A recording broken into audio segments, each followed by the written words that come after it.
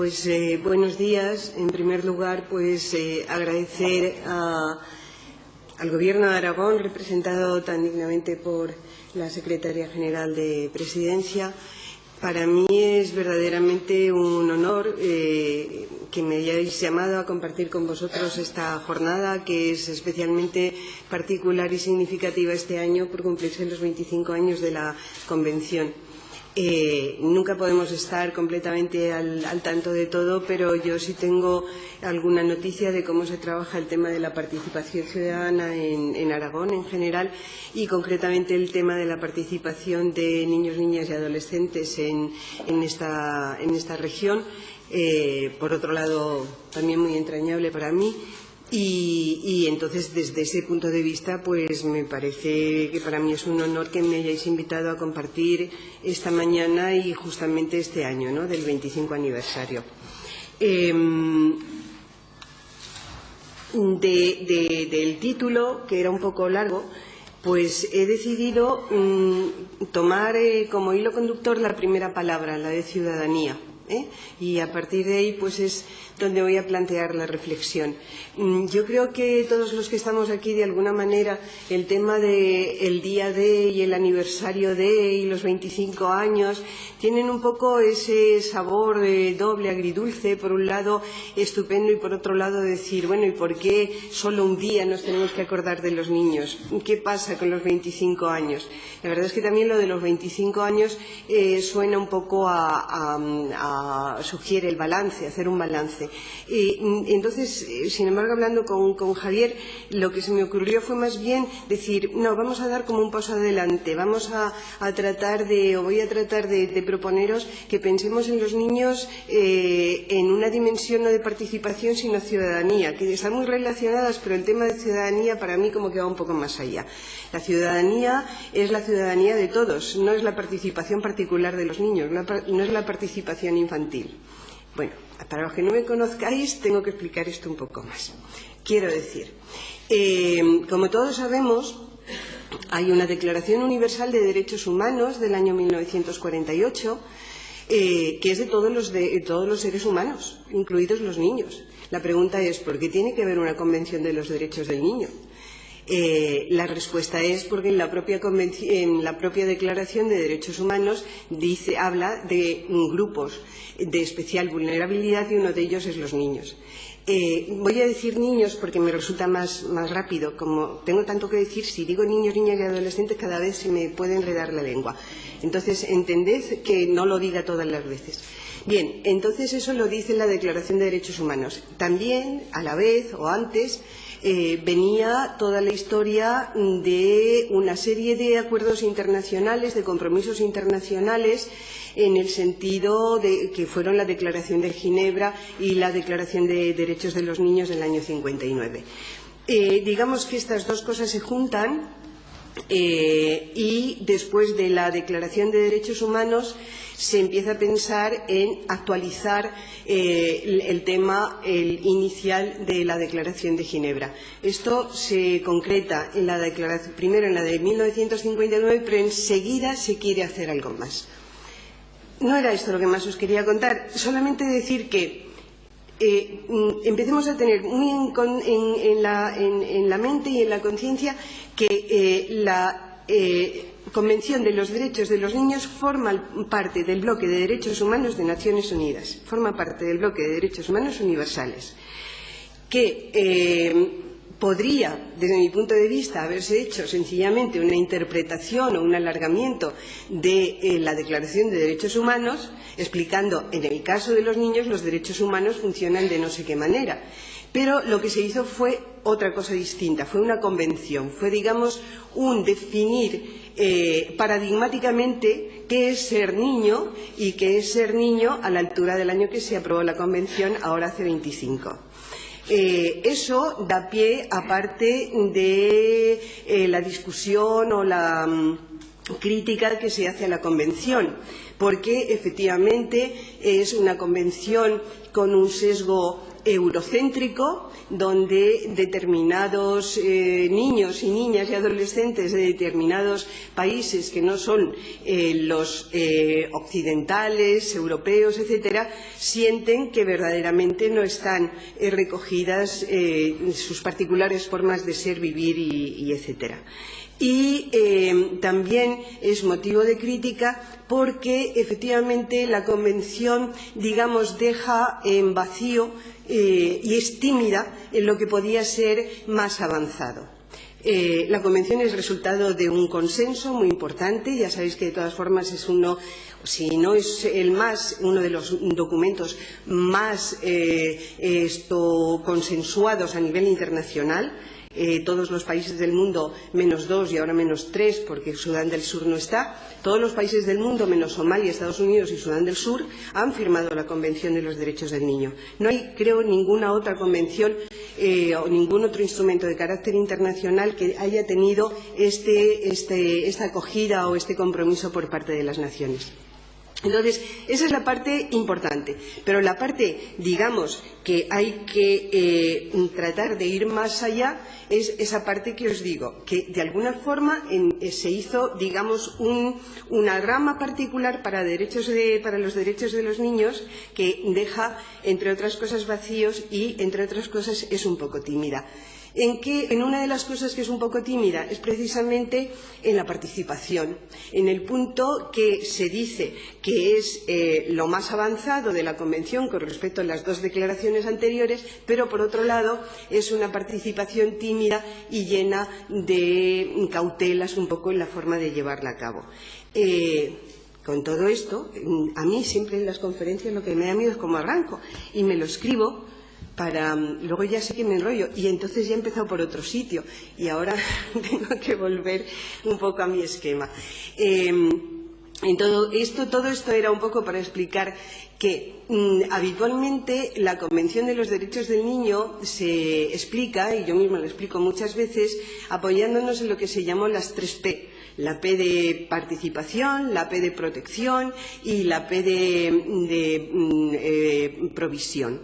Y la diferencia que yo me había planteado esta mañana es: no voy a hablar hoy de ciudadanía y derechos de participación de los niños, empezando por el artículo 12 de la Convención de los Derechos del Niño, que habla de la participación y que qué buenos fueron aquellos que en el año 89 decidieron superar lo que anteriores declaraciones habían dicho y metieron en el artículo 12 que los niños serán oídos. Fijaros a lo que hay que agarrarse, a un artículo que dice que los niños serán oídos en aquellos asuntos que les afectan.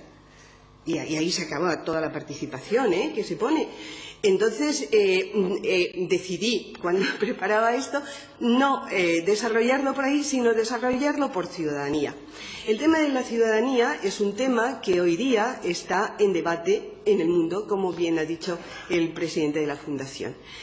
La ciudadanía originalmente tenía la vinculación, bueno, ya sabemos todo lo de el ciudadano griego, pero más recientemente tenía vinculación efectivamente con el adulto urbano que tiene la capacidad de intervenir en políticas siendo elector o elegible, y tenía que ver, digo tenía porque todo esto está cambiando, tenía que ver con la residencia en un determinado espacio territorial. Este concepto de ciudadanía hoy está ya muy en debate y por lo menos está muy diluido. Con la globalización realmente los individuos tenemos el sentimiento de ser ciudadanos universales o aproximarnos a ellos. Entonces, a mí me parece fundamental en este momento, y en el 25 aniversario, y de cara a mirar hacia adelante, tratar de introducir a niños, niñas y adolescentes en el debate de la ciudadanía global. Y bueno, pues todo esto es la introducción para deciros lo que un poco viene a continuación. Efectivamente, lo primero era hablar de niños y niñas como ciudadanos.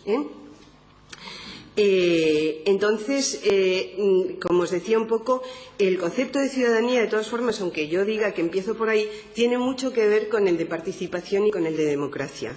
Y, de alguna manera, históricamente, aparte de lo de los griegos, pues tiene que ver con la inquietud surgida de las sociedades burguesas nacientes a final del siglo XVII, que de alguna manera se rebelan y no les sirven los tradicionales estados que no eran, no se llamaban estados, monarquías absolutistas. Entonces, esas clases burguesas urbanas toman el poder en sus manos y entonces crean o con ello se produce la creación de los estados nacionales. Es también el origen de que verdaderamente el ciudadano es el ciudadano que vive en un territorio.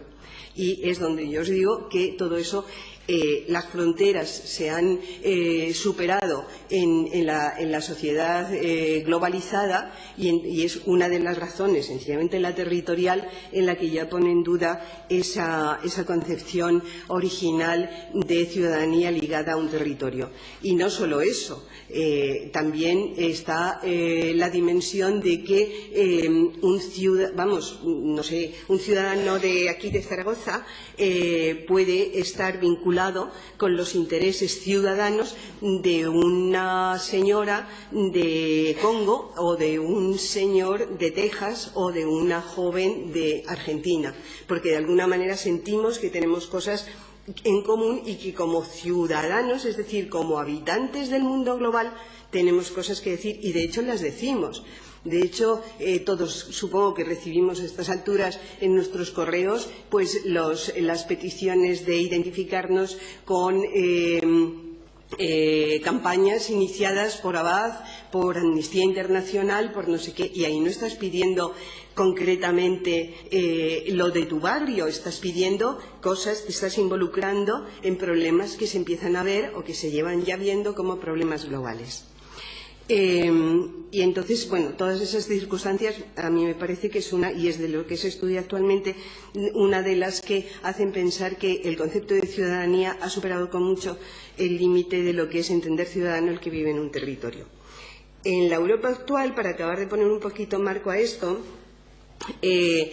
dice mi amigo Manfred Liebel que se pueden distinguir dos conceptos fundamentales con respecto a la noción de ciudadanía.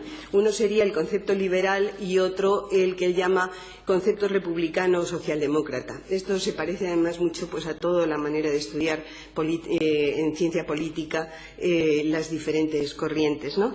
El concepto liberal pondría el acento en la autonomía del ciudadano individual y el papel del Estado sería fundamentalmente proteger la propiedad individual y proteger también el ejercicio de los derechos formales de ese ciudadano individual. El concepto republicano daría prioridad a lo público y, en ese caso, el Estado intervendría más bien para proteger la igualdad y que ésta se produzca al margen de tener o no tener, de ser o no ser propietario, y la justicia social. Pero frente a estos dos modelos convencionales, que ambos se refieren a una concepción de la democracia y, en consecuencia, de la ciudadanía de carácter formal, está pues todo lo que también, para ponerle una etiqueta, podríamos llamar ciudadanía activa. Por ejemplo, esto lo ha desarrollado Giddens, pero lo han desarrollado muchos más autores. En esta concepción de la ciudadanía activa, el ciudadano o la ciudadana es una persona que se involucra activamente en la sociedad. Y esto lo puede hacer de múltiples maneras, desde participar en la asociación de su barrio hasta participar, como os digo, pues en movimientos que propone en un momento determinado Amnistía Internacional. No se me viene a la cabeza alguno de los que es posible que hayamos firmado más o menos, oye, de acuerdo cada uno. Y esa es la otra condición, de acuerdo cada uno con sus inquietudes, con su visión del mundo, se adhiere a unas cosas o se adhiere a otras. Y ese es también un aspecto de la flexibilidad y la pluralidad que tiene el ser ciudadano hoy. No hace falta que estés adscrito exactamente a una de estas dos formas polarizadas de democracia formal que yo acabo de mencionar. Puedes estar en una forma u otra en un espacio intermedio, pero a la hora de identificarte con otros ciudadanos del mundo, te puedes identificar en unas cosas sí y en otras no. Y esta es una de las características también movibles. Bien, pues lo que dicen los autores es que cuanto más sea la ciudadanía, el concepto de ciudadanía, este concepto de ciudadanía activa, y cuanto más la concepción de la democracia sea una concepción abierta, plural, movible, más posibilidades hay de que los niños entren en esa dimensión de ciudadanía. No, y perdón que insista, no con la parte de la participación infantil, que acaba siendo participación de ellos consigo mismos. Porque para mí la participación infantil no sería que fueran una vez, perdóname Goyo que te estoy mirando, una vez al año al Parlamento infantil. Sería que verdaderamente tuvieran la posibilidad de votar antes, incluso de ser votados, o de participar en el diseño de los planes de estudios, por ejemplo. Eso sería como bastante normal. Pero en el diseño los niños no participan. Aquí yo es que tengo unas cuantas anécdotas y esta es una que siempre se me viene a la cabeza. No en esta reforma educativa, ni en la anterior, yo creo que hace más. Yo leí en el periódico lo siguiente, créeroslo. Alguien decía que de cara al estudio de la reforma educativa también los niños tendrían que opinar. Y decía el presidente de los directores de institutos, y yo creo que era de Madrid, pero si no, como si lo fuera. Y dice pero qué disparate, eso sería como poner a los conejos a hacer la ley de caza. Claro, si es esa la concepción que tenemos, bueno, voy a pasar, porque si no me puedo quedar en esta transparencia para toda la mañana. Efectivamente, en los medios académicos que se dedican a este tema de la infancia, de la ciudadanía, de la participación, hay un debate acerca de la ciudadanía de los niños. En ese debate también, por hacerlo más fácil, pero siempre las polarizaciones son más fáciles como para manejarse, para entender, pero sin embargo no son justas con la realidad. Entre medias hay muchas más cosas, ¿no? Pero podemos decir que en ese debate sobre la ciudadanía de los niños podemos decir que hay como dos posturas. Una, la más abierta, que trata de llegar con la ciudadanía tan allá como puede, y algunas muestras os voy a dar luego más a lo largo de todo el tiempo, y otra que dice realmente hacer que los niños participen más es exponerles a riesgos que no tienen que estar, por los que no tienen por qué estar expuestos. ¿Por qué les vas a hablar a los niños de cosas malas? Deja que son inocentes y preserva su inocencia y su candidez, que ya tendrán tiempo de amargarse con las cosas. Bueno, como os digo, no es, entre medias hay muchas otras posturas, ¿no? Lo que tenía aquí yo un poco apuntado, y solo lo digo como apunte, es que en realidad los niños participan, de hecho, cotidianamente, en todos los actos de la vida cotidiana. Ahí no solamente un no dejarles hacer, sino un no reconocer que hacen, un no reconocer que están. Veníamos, Araceli y yo, que nos conocemos hace mucho tiempo, y veníamos juntas del tren, y les decía, mira, he hablado con el presidente de una federación de asociaciones de padres y le he dicho, oye, es que sociológicamente tendríamos mucho interés en ver cuál está siendo la participación de los niños, por ejemplo, en las mareas, porque están estando en la marea verde los niños, pero no se les deja, no se les ve. Como mucho se dice, y salían padres y profesores acompañados de niños. No, es que los niños también yo creo que están haciendo lo suyo, pero como no se les reconoce como actores, pues entonces tampoco se recoge, digamos, en el discurso público. Hay algunos que hablan de que, bueno, pues a los niños se le puede conceder una especie de ciudadanía parcial. En esta línea apoyaría, digamos, de alguna manera, teóricamente, todo lo que es, pues, prácticamente lo que hacemos, que es plantearnos la participación infantil como un aprendizaje de ciudadanía. Un ya serán ciudadanos, no un ya son ciudadanos. Me alegro que asientas, porque digo, me va a matar Gregorio cuando diga esto. Efectivamente, con todo su valor, porque hay que decir que uno de los éxitos de la aprobación de la Convención en estos 25 años ha sido el gran compromiso, y concretamente de las entidades locales y concretamente también, en este caso, de UNICEF, de promover precisamente el tema de la participación. Pero yo creo que hay que hacerse autocrítica llegados los 25 años, y es que estamos en el tema de la participación de los niños consigo mismos, y de la participación como un aprendizaje de ciudadanía. No, los niños tenemos que empezar a pensar que son ciudadanos, y os voy a dar argumentos de los que dicen que ya son ciudadanos, que lo único que tenemos que hacer es reconocerlo. Uno de ellos es de los que dicen, hablan de la ciudadanía como práctica. Bueno, estos, lo tengo por ahí escrito si lo queréis buscar, son Lowy y Biesta. Estos son ingleses y rechazan el concepto de ciudadanía como logro, el llegar a ser, y defienden el concepto de ciudadanía como práctica, es decir, la ciudadanía como un proceso que dura de la cuna a la tumba, por el cual todos nos vamos haciendo ciudadanos, por el cual no cuando llegues a los 18 años, ¡plum!, nació un ciudadano. Se rompe la burbuja y ya eres un ciudadano. Hasta el día anterior no puedes entrar, el día siguiente sí. No, y estos dicen que es todo un proceso.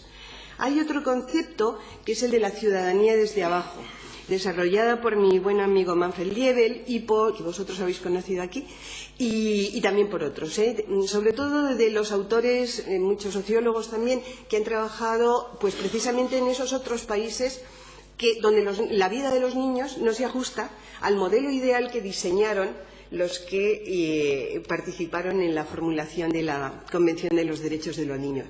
Lo que dice Manfred Liebel y los que van en esa línea, el concepto de ciudadanía desde abajo es una ciudadanía que los propios niños viven e interpretan, aunque no le pongan ese nombre. Niños que se ven carentes de derechos y carentes de reconocimiento, por sí mismos conquistan los derechos y los reclaman.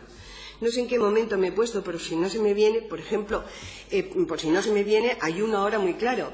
En Bolivia, los niños trabajadores, que son niños que no son reconocidos ni como niños ni como trabajadores, en Bolivia, que además pues es un estado con cuernos para el punto de vista occidental, y que no cabe duda que tendrá tantos defectos como tenemos los occidentales blanquitos, aunque no mastiquemos coca porque vivimos más bajo y no lo necesitamos, pero en fin. Los niños trabajadores de Bolivia, cuando estaban haciendo en Bolivia, creo que es la Constitución que ahora ya han aprobado, reclamaron y consiguieron una entrevista directamente con el presidente de Bolivia. Y reclamaron y pidieron que lo que se estaba introduciendo en la Constitución no estaba reflejando lo que eran sus necesidades y lo que era el reconocimiento de su dignidad. Y entonces lo han conseguido.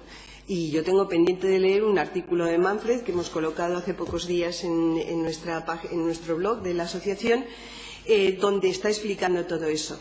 Y hay ya un movimiento, bueno, no un movimiento, hay una serie de colegas que trabajan en distintos sitios, unos en Europa y otros en países de América Latina, que están diciendo, vale, si esto empieza así, lo que teníamos que poner en marcha desde el ámbito académico era un proceso de evaluación y seguimiento.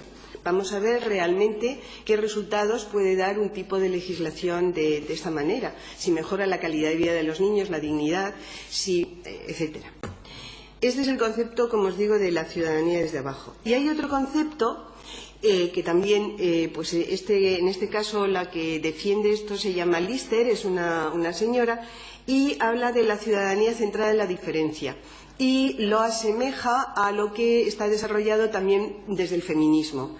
Entonces dice, los niños son ciudadanos porque son iguales, pero iguales o diferentemente iguales, dice.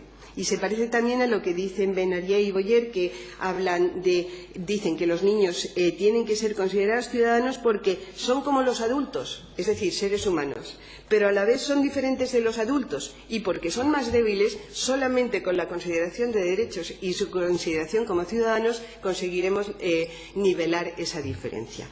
Entonces, este es otro concepto o semejante al que defienden y explican, y muy bien hecho, las que defienden el tema de la ciudadanía centrada en la diferencia, que además es un concepto de ciudadanía, como os he estado diciendo al principio, como mucho más abierto, donde caben mucho más cosas. No sé cómo voy, ¿hasta qué hora tengo? ¿Cuánto me queda? ¿Tengo todavía? Ah. ¿Me quedarán ahora con más o menos cuarto? Bueno, pues para que podamos un poco debatir, para que yo aprenda, porque yo vengo a aprender, ¿no?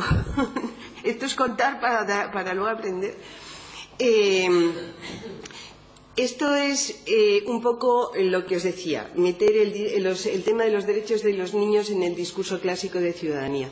El discurso clásico de ciudadanía, bien inspirado por o bien para hacerlo en contra de, tiene mucho que ver con un señor que se llamaba T.H. Marshall, que en el año 1950, os digo la fecha para que os acordéis que es a poco de terminar la Segunda Guerra Mundial, y que fue un momento donde el tema de los derechos humanos y todo esto fue un tema que implicaba mucho a la gente, porque claro, es que se acababa de haber sucedido con un periodo de tiempo intermedio muy corto dos grandes conflagraciones mundiales que fueron auténticos desastres universales, ¿no?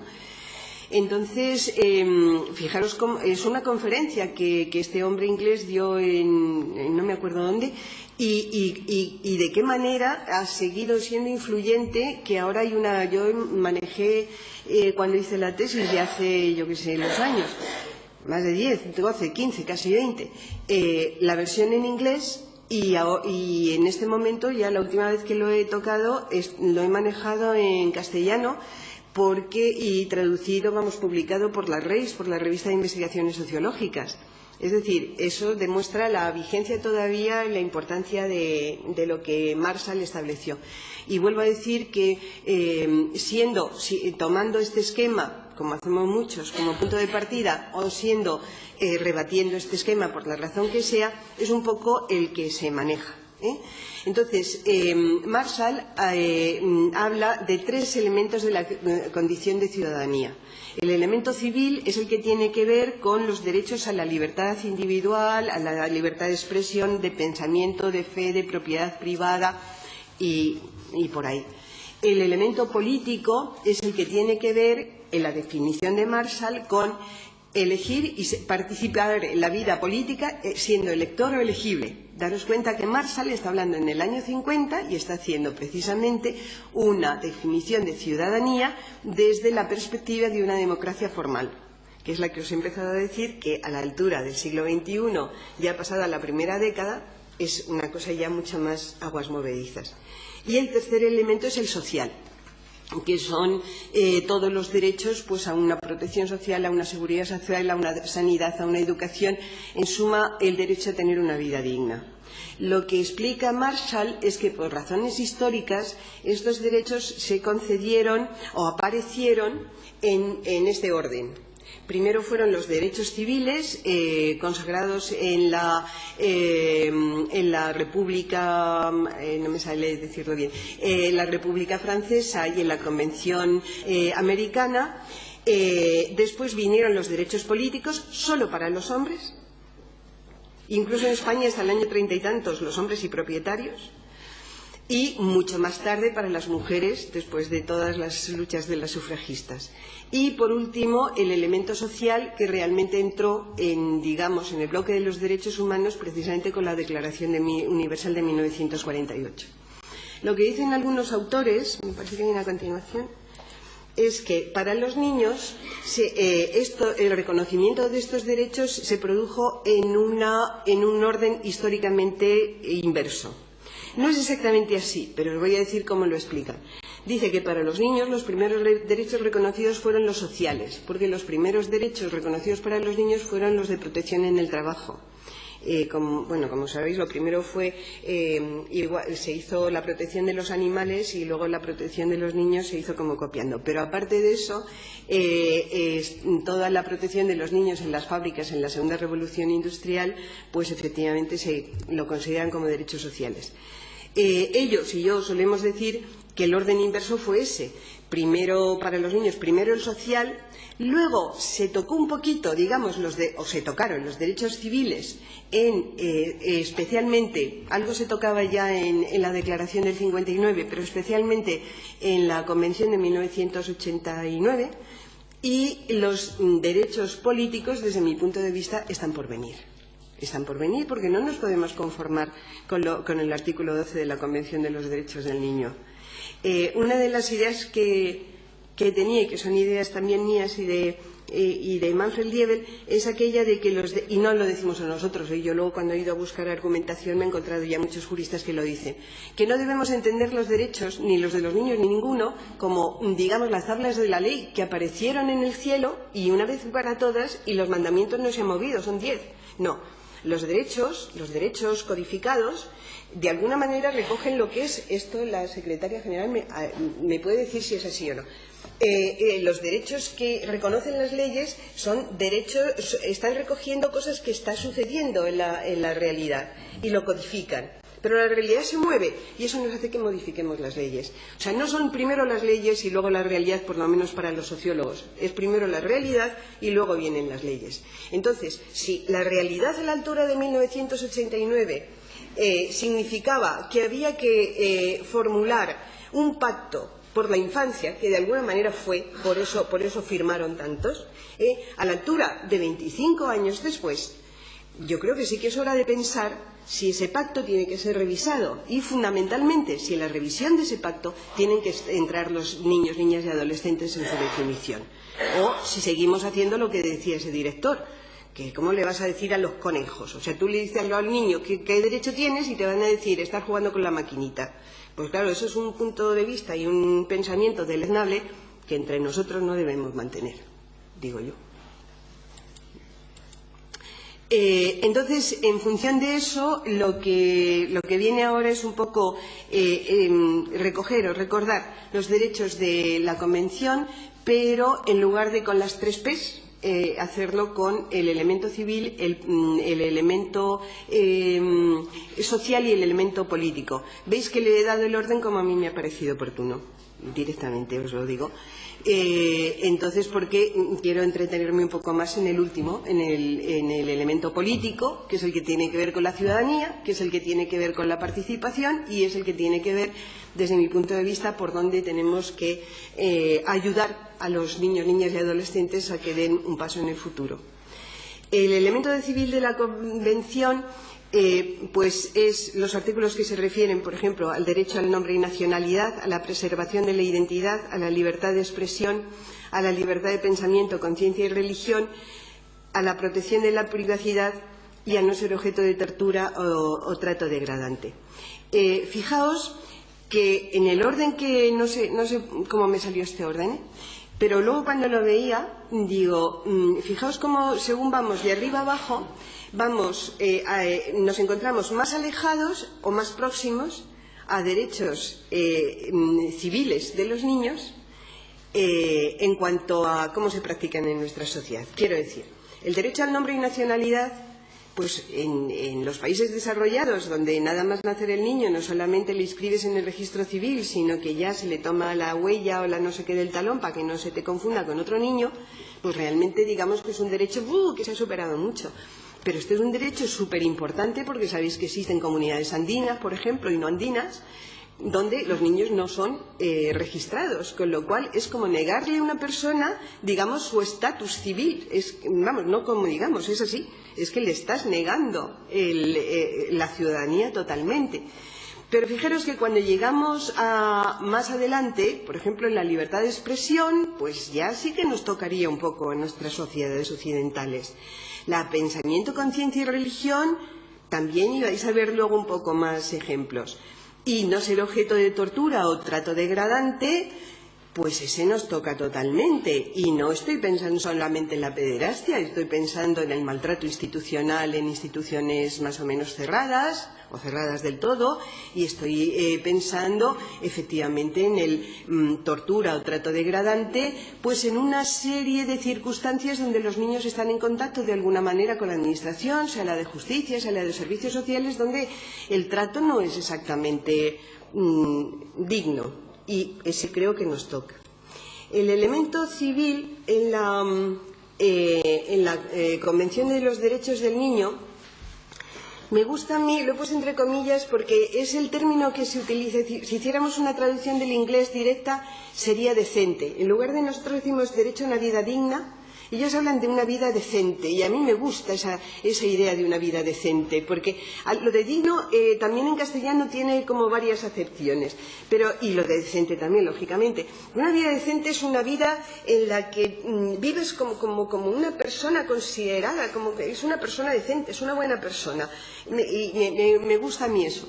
Cuando yo lo explico con lo de las 3 P's, esta, como yo también he trabajado mucho el tema de bienestar social, pues esta es una de las que más explico, porque es todos los artículos que tienen que ver con la P de provisión. Y entonces es el derecho a la salud, a la educación, a servicios sociales, a seguridad social y fundamentalmente, a lo último, a un nivel de vida adecuado para su desarrollo físico, mental y espiritual.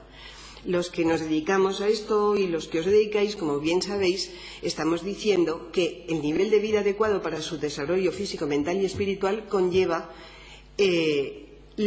poner los medios para que no haya niños que pasen hambre, que pasen carencias, que pasen necesidades, que se encuentren en situaciones de exclusión social.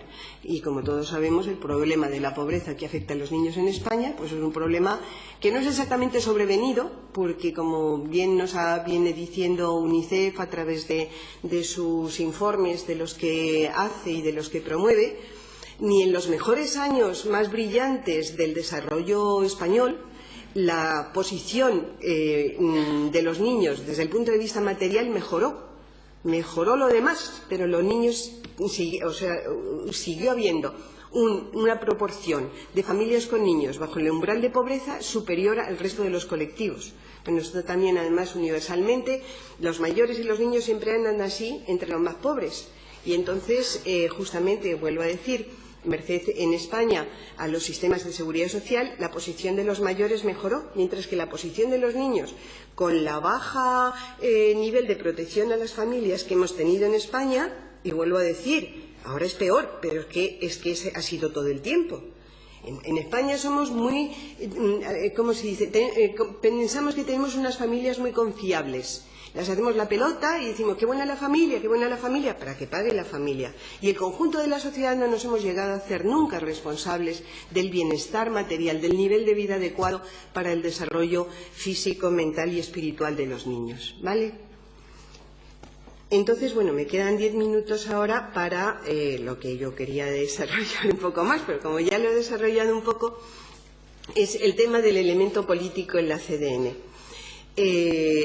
Espera, que voy a avanzar. Vale.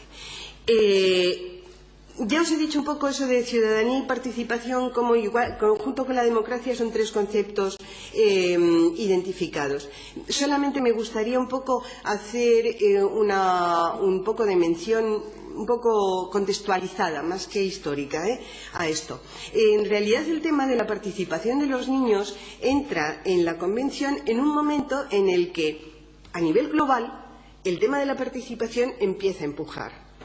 Y hay autores también que lo tienen escrito, como, fijaros, para no detenerme en esto, solamente el tema del mayo del 68, de la revolución de las flores en California, de no sé qué, toda aquella ruptura, que también fue una ruptura con un orden anterior autoritario y jerarquizado y una apertura a mayor participación. Ese fue uno de los momentos.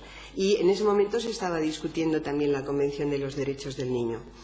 El tema de la participación, vuelvo a decir, por más que yo creo que la Convención, ya lo he dicho, me parece que lo toca tímidamente, pero fue una apuesta hacia adelante en todo caso, y que venía a recoger, vuelvo a decir, como un movimiento de carácter más general en pro de la participación de toda la gente. Hay una cosa que, como Javier me ha dicho que estáis personas, siendo tan amables de participar en esto, de diferentes procedencias, pero hay algunas que sois de servicios sociales. A mí el tema de la participación es que me parece fundamental para los otros 2 P's, para la protección y para la provisión. Y uno de los inconvenientes de tratar las 3 P's es que nos da la sensación, o se presentan muchas veces como una escalera. Dice, primero la protección, luego la previsión y luego la participación. No, sin participación la protección no será adecuada, porque estarás imponiendo tu punto de vista de cuál es el interés superior del niño si no tienes en cuenta que la participación te dice que el niño al menos tiene que ser oído y deseablemente tendría que ser tomado en consideración lo que él dice con respecto, por ejemplo, en participación, a la separación de los padres, a dónde quiere ser atendido. Yo creo que no le preguntamos a los niños, por lo general, ¿tú prefieres ir a un centro o prefieres una familia acogedora? Cuando has seleccionado, hasta donde yo he conocido, no quiero ofender a nadie, cuando tienes una familia, cuando los psicólogos, los trabajadores sociales, los educadores del centro han visto que este niño le han hecho los correspondientes informes, se han reunido varias veces y han dicho, este niño es para acogimiento. Entonces vas al niño y le dices, oye, que tú eres para acogimiento y tenemos no sé qué familias. Yo creo que no está en la práctica el decirle al niño un poco tú qué prefieres, me parece a mí, pero bueno. ¿Por qué estaba yo diciendo esto? Hombre, se puede decir de otra manera, todos los derechos universales son indivisibles, entonces son tan importantes, si vamos a los que estoy yo diciendo, los civiles, como los políticos, como los económicos, y son tan importantes los de provisión, los de participación, como los de protección. Y veis que les he cambiado el orden, otra vez a propósito. Y, sobre todo, yo digo, sin participación de los niños, los otros derechos no se están cumpliendo. Lo digo con todas las consecuencias. Había también una cosilla ahí que os iba a contar de carácter contextual, porque a mí me gustó cuando la encontré. La Convención, como sabéis, como os he dicho, después del 59, hubo países que empezaron a decir que había que hacer otra cosa. Y a mí siempre me chocó que fuera Polonia el que te citan, porque en ese momento Polonia era un país detrás del telón de acero. Entonces, el que lo explica esto muy bien es Piloty, y luego hay algún otro también. Dice, es que en aquel momento el bloque comunista quería un poco mostrar su apertura. Entonces, hubo ahí como una cierta tensión entre, digamos, el bloque comunista que iba del lado de proteger derechos sociales o incluir derechos sociales y el bloque, digamos, de los países occidentales, el bloque que estaba por los derechos civiles, fundamentalmente. Y entonces, de los múltiples pactos que se produjeron, precisamente uno fue ese, ¿no? El de introducir derechos sociales y derechos civiles también. Bueno, en todo caso, sigo mirando esta y os la tengo a vosotros ahí haciendo que la miréis, porque he dado muy rápidamente el salto hacia abajo. Siendo tan novedoso y tan importante el tema de la participación, la verdad es que no es un tema fácil de articular. Si ya es difícil hablar de la participación en términos generales, yo también cuando trabajaba y era profesora de trabajo social, me tocaba dar el tema de participación y no era un tema que me encantara. No, porque me parece que hay muchas ramas en torno a lo de la participación, muchos pájaros, muchas flores. Y una de las cosas que les decía yo a los trabajadores sociales, dice, luego, si tú organizas una cosa tal como tú crees que tiene que ser, y luego va la gente y no viene, y dice, es que no me participan, es que has empezado al revés. Es que mira, entérate primero y luego haces lo que quieran, porque si no, no te van a participar, claro que no te van a participar. Entonces, ¿esto a cuenta de qué venía? Que siendo el tema de la participación tan importante, no es un tema fácil. No lo es en general y no lo es con los niños. Entonces, por eso ha habido desde la Convención mucho empuje, y vamos, no es porque estén aquí, pero lo tengo que decir, UNICEF ha sido, y las ONGs en general, han sido unas de las que han empujado mucho los temas de participación. SAFE también tiene un montón, Save the Children, un montón de materiales y elaboraciones hechas en este sentido, para decir cómo se articula, cómo se materializa este derecho. Y desde mi punto de vista, de lo más importante ha sido la observación general número 12 que hizo el Comité de los Derechos del Niño. Sabéis que una de las cosas importantes de la Convención, desde mi punto de vista, es que no se limitó, primero, no se limitó a ser una convención que firmaran, sino que en la propia Convención se establecía un mecanismo de seguimiento para que todos los países tengan que, bianualmente, me parece que es, primero es nada más no sé qué y luego a los 5 años, luego cada 2, una cosa así, ¿es verdad? Sí. Tengan que dar cuenta de cómo están cumpliendo los compromisos en favor de la infancia. Fijaos que como el Estado Vaticano es un Estado, pues sabéis que la primavera pasada creo que fue, cuando el Comité de los Derechos del Niño, echándole muchísimo valor, que yo creo que no se lo había echado el Comité de los Derechos del Niño en los 24 años que tenía de historia hasta ese momento, hizo un informe sobre el Vaticano muy duro con respecto a la tolerancia hasta el momento del tema de la pederastia. Bueno, y entonces lo que os digo, hay un Comité de Derechos del Niño que hace el seguimiento, pero además ese Comité de los Derechos del Niño hace observaciones generales. Y una de las observaciones generales, pues no sé si todas son muy importantes, es la número 12, que se refiere a la participación. Entonces, lo que os voy a mostrar a continuación es una forma sintética de decir cómo trata la observación general número 12 el tema de la participación. Por ejemplo, habla de espacios y entonces habla primero de entornos de vida y convivencia. Y aquí, en esto veis que viene a decir lo que yo os decía. Los niños participan, de hecho, lo que pasa es que no les reconocemos como actores. Cuando tú has dicho lo de actores, me encanta que yo creo que junto con Iván Rodríguez, que tú me mencionabas antes, fuimos los dos primeros, y Ferran Casas, que empezamos a hablar de los niños como actores sociales en este país. Y entonces ahora me encanta que esté ya en el discurso común. Pues efectivamente los niños son actores y participan y están en la sociedad, y en el momento que nacen están modificando a su familia, pero están modificando el sistema educativo, están provocando que haya escuelas infantiles y que sean de determinada manera y una serie de cosas participan, pero no se les reconoce como actores. Por eso es verdad que los que lo escribimos decimos que son actores incompletos, porque el ser actor social requiere dos partes, una que tú hagas y otra que te reconozcan como actor. Entonces, si no, como si fuera un teatro, y tú sales y nadie te aplaude porque dicen es que debe ser el que coloca las botellas. Pues no, o sea, bueno. Entonces, estos primeros entornos de vida son la familia, el alojamiento alternativo, la atención a la salud, la educación en la escuela. Bueno, de todos tendría algo que decir, lo voy a decir muy sintéticamente. La familia se ha hecho mucho más democrática, sobre todo en los países democráticos también. Sin embargo, la participación de los niños suele ser en temas periféricos. Esto os lo digo fundamentado en investigación social en general, no la mía, sino la de mucha gente. Los temas graves, gordos, los que afectan realmente a su bienestar, como es la separación de la pareja, el divorcio, la inmigración, esos no se consultan con los niños. Los niños que tenemos aquí, por ejemplo, de Ecuador, eso sí es mi investigación, se enteraban de que la mamá había venido a España porque un día se levantaban y no estaba en la habitación. ¿Y dónde está la mamá? Se ha ido a España. Eso, desde mi punto de vista, es maltrato.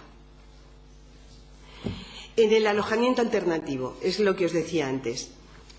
Los niños no suelen ser consultados si quieren ser separados de la familia. El proceso, en inglés sabéis que hay un término, ¿no?, que ese es el separate, lo que nosotros llamamos la acogida, la protección, es la separación de la familia. No está en los protocolos que los niños, vamos, si luego me decís que tenéis un protocolo que incluye que los niños opinen, estaré muy contenta y os lo pediré, pero no tengo yo noticia de que sea ese el comportamiento. En la atención a la salud, este tema debe tener mucha importancia para los sucesivos comités de derechos del niño que ha habido, porque aparte de mencionarlo en de la participación, hay 3 observaciones generales dedicadas a salud. Una sobre el VIH, otra sobre adolescentes, salud en adolescentes, y otra sobre el derecho de los niños a una salud, o sea, más general. En hay un punto muy importante, desde mi punto de vista, que es cómo defienden la participación de los niños en todos los procesos terapéuticos. Cómo defienden que el derecho del niño a ser informado, a recibir información y a la toma de decisiones. Y sabéis y felicita a los países que han colocado incluso el consentimiento del niño por encima y al margen del de los padres. Y sabéis que me parece que fue esta primavera también cuando salió una noticia desde el punto de vista de los derechos de las personas cuando somos niñas, desde mi punto de vista de los más importantes, que fue Holanda, cuando aprobó y con niños en el Parlamento, cuando aprobó que la decisión sobre la eutanasia, que sabéis que está admitida en Holanda, la tomaba el niño o la tomaba la niña, ¿vale? Sin límite de edad. Porque hay otros países, y el propio Holanda, que ya lo había admitido por los 12 años, todo esto. Quitaron el límite de edad. En la educación y en la escuela lo he mencionado un poco. No es solamente en los consejos escolares, es en la planificación educativa. En las actividades lúdicas y recreativas también. Y en el lugar de trabajo, vamos, lo he mencionado y es lo que más conocéis. En el lugar de trabajo, cuando yo lo leí no lo sabía. Me pareció muy importante porque el CRC, el Comité de Derechos del Niño, escuchó a los niños trabajadores y dijo: en aquellos países donde los niños trabajen por debajo de la edad establecida, también hay que escucharles. Una cosa que hacen aquí es que dicen el derecho a ser oído, que repito que es el único que reconoce el artículo 12, es un derecho individual pero un derecho colectivo. No solamente se refiere a que escuches al niño en el caso de divorcio o a la niña, sino que escuches a los niños cuando pudieran hacer una asociación de niños enfermos de cáncer. Sí, es que hay cosas que nos suenan duras, pero es que es así, es verdad. Podrían hacer una asociación los de la planta quinta y decir queremos no sé qué y no sé cuántos, porque a lo mejor estamos tan contentos los adultos de lo que hemos hecho por ellos y ellos no están tan contentos de lo que están recibiendo. Entonces lo que dice el comité es que el derecho a ser oído es también de los niños en grupo y atendieron, vuelvo a decir, las demandas o las peticiones de los niños trabajadores. Hablan también en esa observación general número 12 de la participación de los niños en situaciones extraordinarias. Para no pararme, solamente deciros que con respecto a estas situaciones no está hablando de protección, que es lo importante, está hablando de que los niños tienen que participar en el planteamiento y en la solución de esas situaciones. Y, por ejemplo, reconoce cómo en la intervención de los niños en la resolución de conflictos, por ejemplo, en el caso del bullying famoso, se ha demostrado buena, por lo cual recomiendan que cuando haya situaciones de estas, los niños participen en el análisis, la definición y la propuesta de soluciones. En eso digo la propuesta. Yo siempre cuando daba clase decía, contar con los niños o escuchar a los niños no es hacer lo que dicen los niños, es escucharles, como escuchas a un adulto. No se trata de hacer lo que dicen los niños, como tampoco se trata a lo mejor de hacer lo que dices tú porque no sé qué. Se trata de tenerles en cuenta en el proceso de toma de decisiones. Y me parece que es el último, es mi última transparencia. Sí, ¿verdad? Esta es la que me encanta. Ay, ¿dónde se me ha ido? Bueno, es igual. Esta es a mí la que me encanta, la participación política. Me encanta porque a mí me parece lo fundamental, porque yo he estado hablando de que la democracia formal no es lo más importante de la democracia, pero es que también es importante. Y yo creo que en este país debe ser de los países donde el debate sobre el voto, la edad del voto, es un debate inexistente. De vez en cuando sale Bonifacio de la Cuadra, me parece que es en El País, me parece que se llama eso. Y saca un artículo, dice que los niños también tienen que votar, pero para nada. Entonces,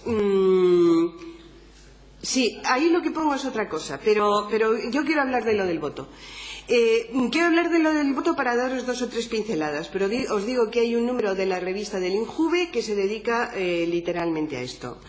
En esto es un debate que lleva desde el principio. Los que yo he leído dicen que desde el principio prácticamente del siglo XX o desde mediados por lo menos. Y entonces hay como 2 posturas. Una, los que defienden el statu quo, que dicen, bueno, los niños ya serán. Pero además son los que lo dicen, pero vamos, este cencerro de mi hermano, porque además es que lo dicen los jóvenes también, los de 20 dicen, pero que me dices que bandarria de mi hermano de 14 años o de mi hermana que solo está pensando en Justin Bieber va a votar. Y claro, tú dices, oye, ¿y es que todos los que votan son realmente como candidatos a premio Nobel? ¿Y por qué los niños no? Yo os aseguro que cuando empecé a estudiar esto, mi postura era la de la rebaja gradual de la edad del voto. Pero entonces me encontré con toda una corriente, además una corriente internacional, que está, atención, por la eliminación de toda forma de discriminación basada en la edad. Y si lo lees así, dices, llevan mucha razón. Eliminación de toda forma de discriminación basada en la edad. Una forma de discriminación que la Convención no recoge, porque la Convención defiende la igualdad entre niños, pero no la igualdad de los niños con los adultos. Por omisión, la Convención admite una discriminación basada en edad. Los que defienden la eliminación de toda forma de discriminación basada en la edad proponen distintas alternativas. Una, que está más discutida y rechazada, es la de que los padres voten por los hijos. Entonces esto está discutida porque es como cuando los maridos votaban por toda la familia, ¿no? Y la otra es la que dice, pero ¿por qué lo tienes que prohibir? Déjales, ya votarán si quieren, y si no votan, que no voten. Y si votan lo que les dicen los padres, también las monjas de Galicia cogen a los viejecitos, los meten en un autobús y los llevan con la papeleta. ¿O no? ¿O no? Bueno, me parece que con esto yo terminaba. Y si no terminaba, termino. ¿Me queda una? Es que me queda esta. Mirad, yo cuando pienso en ciudadanía, tengo unas cuantas fotos y una de mis favoritas es esta. Es mi favorita por la simbología que tiene. El altavoz, la niña y la reunión de, en este caso son adolescentes, pero tengo otras que son de chavales más pequeños. Y ahí, que la miréis un rato, que se quede ahí para mientras debatamos. Y ya está. Muchas gracias.